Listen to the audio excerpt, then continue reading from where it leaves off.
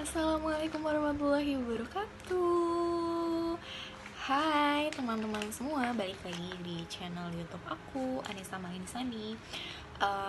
Di video kali ini masih ngebahas soal tentang teori akuntansi, dimana memang masih ada tugas mengenai teori akuntansi ini. Aku bakal ngejelasin tentang dua teori, dan di sini aku masih pakai buku yang dari dosen aku, masih yang ini.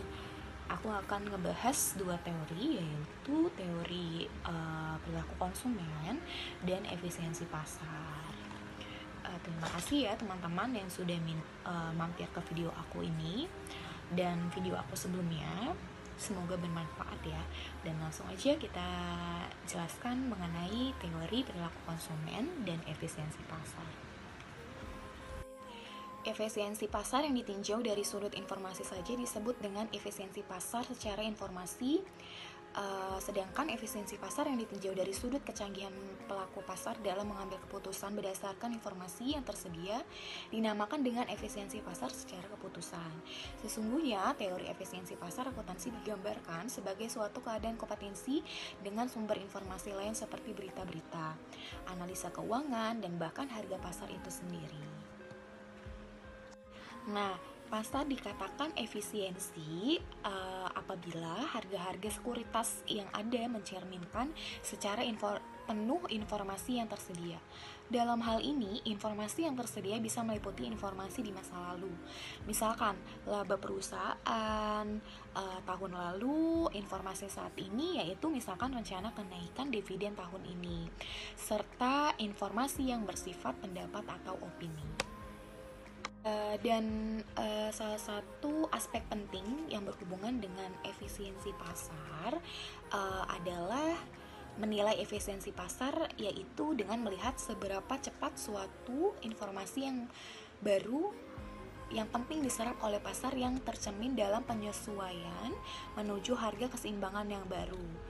Pasar yang efisien, harga sekuritas akan dengan cepat terevaluasi dengan adanya informasi penting yang berkaitan dengan sekuritas tersebut, sehingga investor tidak akan bisa memanfaatkan informasi untuk mendapatkan abnormal return pasar.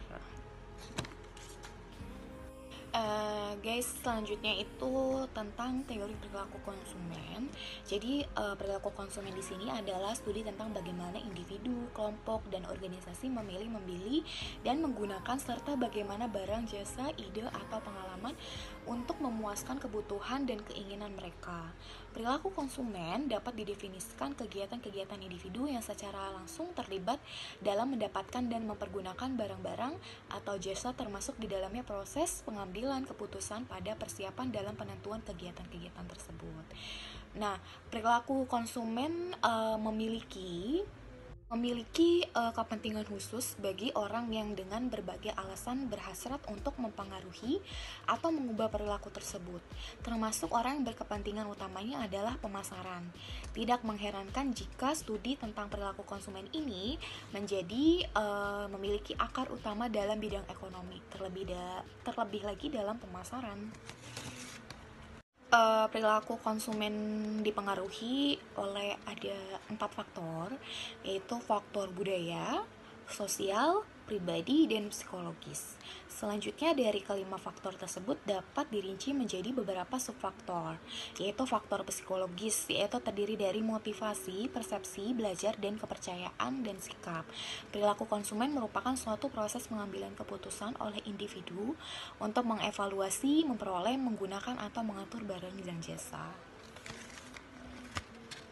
Jadi, teori perilaku konsumen ini menjelaskan bahwa seseorang dapat membeli barang atau jasa yang diinginkan sesuai dengan pendapatan yang dia punya, sehingga dapat menimbulkan rasa kepuasan yang ada pada dirinya telah memiliki barang atau jasa yang dia inginkan.